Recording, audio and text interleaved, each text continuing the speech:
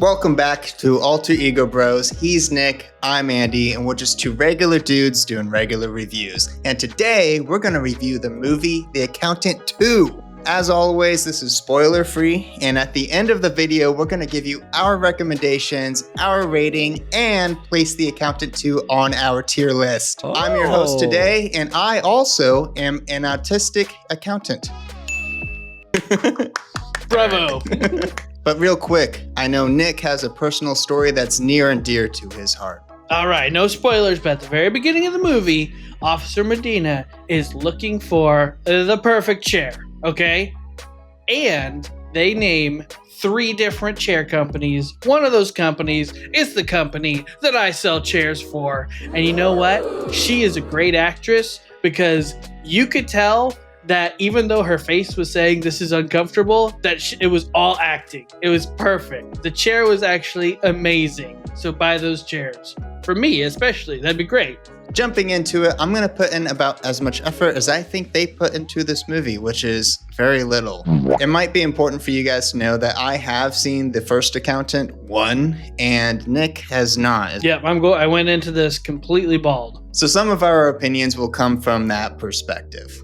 And I honestly don't really know where to begin with this review, so I'm just going to start off with the prosthetics. It follows Ben Affleck and his brother and their bond together, but it also follows them trying to find this mother, this lady. I don't really know what this true story is. Ultimately, you see a photo of this family, and you see this mother, and I guess the child is gone, and I guess the mother went under some surgery, and I guess the lady that we follow in the movie is her, but she looks nothing like the mom in the photo. But it's the same actress, shockingly. Right. So the prosthetics that the special effects team did were really good and really well done. However, I think they went overboard with it. So there's like a whole prosthetic face to this person, and the skin complexion is totally different from character to character. And when you see this reveal, it just kind of blows your mind. It makes you take a step back and be like, okay, not only are they a completely different person, but they're a completely different age and they're a completely different ethnicity now? What the heck did they just do? It made the movie really hard to follow. I was so confused as to what was going on that whole time. But if you are looking for somebody who plays 2 parts here and does a really, really good job, you might want to check out our Sinners review. The storyline is non-existent in this movie. It almost like wants to be a storyline, like it tries throughout the whole movie, but just never actually develops. It doesn't actually feel like a sequel to The Accountant. Given 8 years since the last one, I would think they'd have plenty of time, but maybe it seemed like they ran into a lot of like conflicting decisions, and maybe the writer's strike had an impact on it. We talked about that one lady, but also like the main antagonist in this, like you couldn't give 2 shits about this person. They just did not develop that character well whatsoever. I don't know what exactly the bad thing he was. I kind of understand. I don't know. That's how my feelings are right now. I'm just kind of confused on how to even describe any of this. I did think that as somebody who hadn't seen the first one, there was definitely a lot that was missing from my perspective.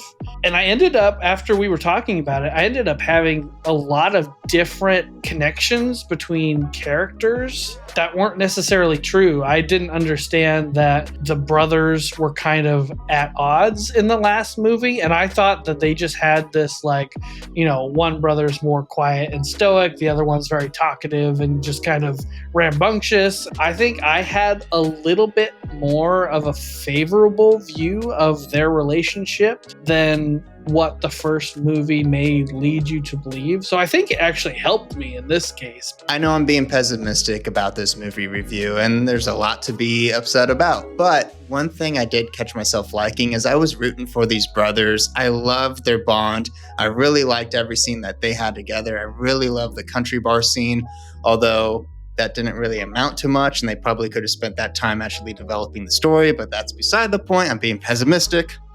I do have something else to say. Having not seen the first one, it was very weird that they kept dancing around the word autism. It was very in your face. It was trying to say that autism is a superpower while also saying that other characters would just outright say disorder or disease or something like that. It was very conflicting on the messaging it was trying to send. It made me feel kind of gross. Rating recommendation, go. I give this movie a 7 out of 10. I think that's going to be surprising, but I think not seeing the first one actually benefited me in seeing this movie. I thought it was fun. However, I don't think you need to go to the theaters to see this. You can wait to see it at home. Holy shit, that was very surprising because I'm a 3 out of 10. I also do not recommend you go to the theater to see this one. Let's place it on our tier list. So we're going to take 7 plus 3 and divide that by 2, and that's going to equal 5 out of 10, which places it right in the middle of our tier list, exactly where we've always wanted it to be this whole time. And with that, remember, we're just two regular dudes doing regular reviews.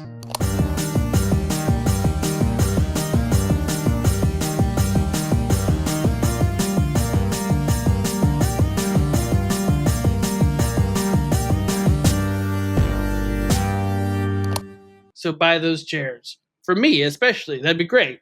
It's steel case.